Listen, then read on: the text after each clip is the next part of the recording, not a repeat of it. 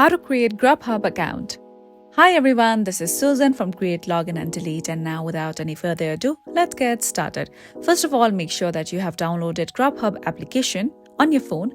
Now let's tap on it.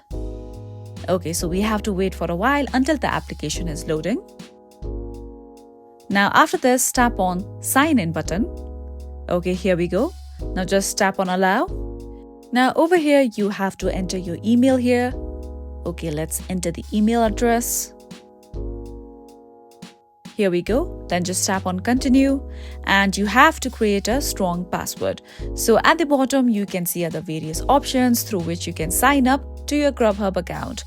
You can create your account with Amazon, your Apple ID, Google, or even Facebook.